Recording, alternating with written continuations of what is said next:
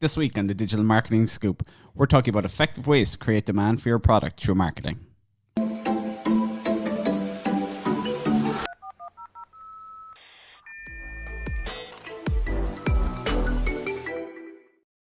Hey everyone, welcome to this week's episode of the Digital Marketing Scoop. So this week we're going to be chatting about effective ways to kind of create demand for your product or service through marketing. So I suppose the first thing we might look at is maybe you don't have the product or service ready to go yet.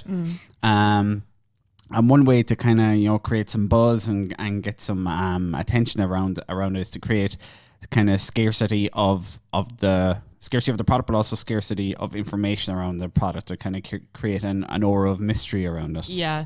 Now there's a fine line there between going, we have a product and then silence rather than being like, you can touch and go with it. It's actually a really, really effective method though. Yeah. One example I absolutely love of this because it's such an example of fantastic marketing, but then the product or service was like maybe one of the worst executions of a product or service ever is the Fire Festival. Oh, that they created so much buzz. If you don't know the story of the Fire Festival, there's a fantastic documentary on Netflix on it. Yeah. I kind of don't want to ruin it for you, but basically it's a festival that was meant to take place out in an island somewhere, and they in the build up to it, they got an absolute load of influencers to just post this orange square on all their Instagram profiles all at the same time. And it just created this massive aura of, oh my God, what's all this about? I think it wasn't Kylie Jenner. I think there was Kendall Jenner. Yeah. Sorry. They had huge ones. Don't know my Kardashians and Jenners. Jesus. Keep up with the Kardashians. It's in the title. But yes, yeah. I remember even at the time I remember it popping up my feed, Kendall Jenner's orange square, and I was going, what in God's name is this? But it was really effective marketing, and they didn't really let on what was going on. Now in hindsight, they probably didn't leave on what was going on because they didn't have a clue what was happening.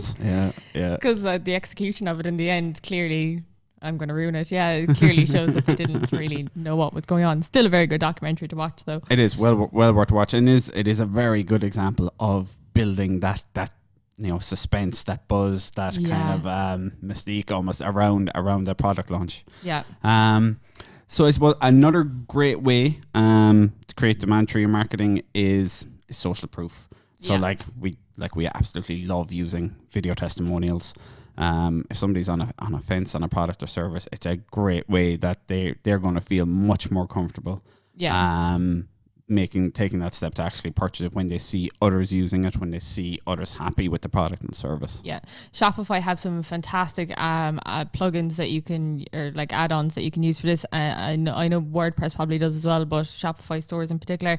And you can go in and you can set it to auto pop-up generated messages when someone else buys it. So say if I was on the website and it would be like, Mark in Cork has just bought this. Yeah. And they're actually genuine now. You can get them to kind of auto-populate as required as well. But there's loads of little features like that. Now, you don't want to put too many of those kind of things on your website. You don't want to bombard people with little pop-ups. But if someone's on the cart page and a little thing in the corner, Mark from Cork just bought this, or whoever, those are kind of like, oh yeah, other people are doing this. Yeah, that's, people kind of psychologically go with that. Yeah. Yeah. And it in itself, obviously it creates social proof, but it does also create demand because it's showcasing your product or service, and it's showing people exactly the results that others have had from it.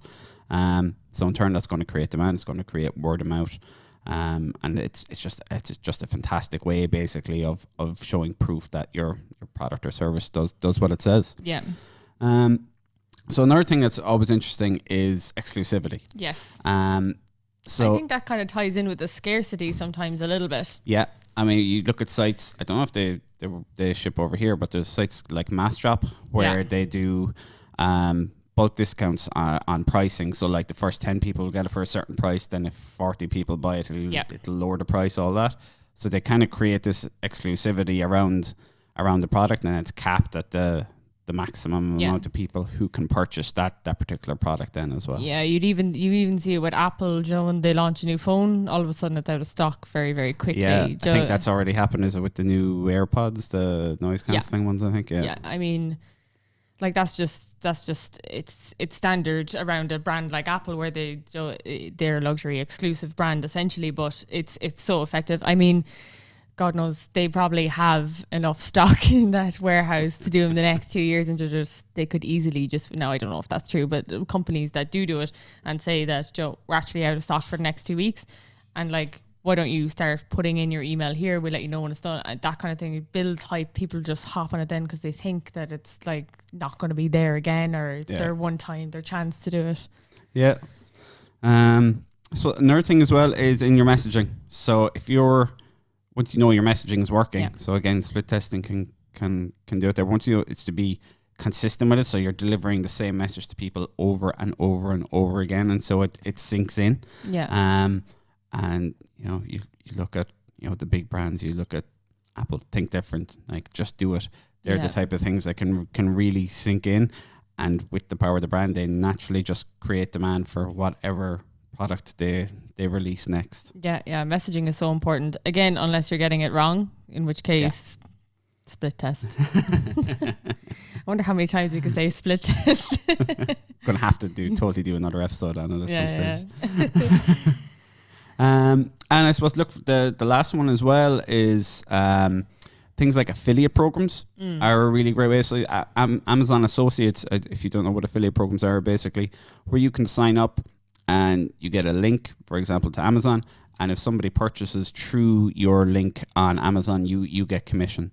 Yeah. So you'll often see people doing this if they're reviewing products like on YouTube or on blogs, that the link they leave is an affiliate link. So if you happen to purchase the product through that link, you get a commission. Yeah. But it's a great way for, to incentivize people to go out there and review your products and to sell your products and to talk about your products, because if you have a great brand, people will do that anyway. They'll be raving about your product, but this actually is a way of incentivizing them to do that. Yeah. Revolut have a really good referral program going as well at the moment. I mean, send the link to your friends, get them to sign up to Revolut, get a $5. It's a good idea. It probably works. I haven't done it myself, even though I'm a big Revolut fan. Yeah, I was going to say, I think that's really their main marketing strategy is the referral program, as far as I'm aware. And with a service like that, I mean, it's a no-brainer. I mean, anyone I know really would have a Revolut card at this stage. It's such a handy service. But like that, it's the only marketing they really do is that word of mouth and referral. Like, it was referred to me, definitely, and I've referred it to so many people I've told, and it's really good. I think I even said it to you. I think you did. Yeah. Oops. And I've sent it on to another few people. Yeah, so exactly. It works extremely, extremely well. Yeah. Obviously, once you have the right product that kind of fits a referral program, basically, then it can work very, very well. Yeah. Thanks for listening. That has been this week's episode of the Digital Marketing Scoop.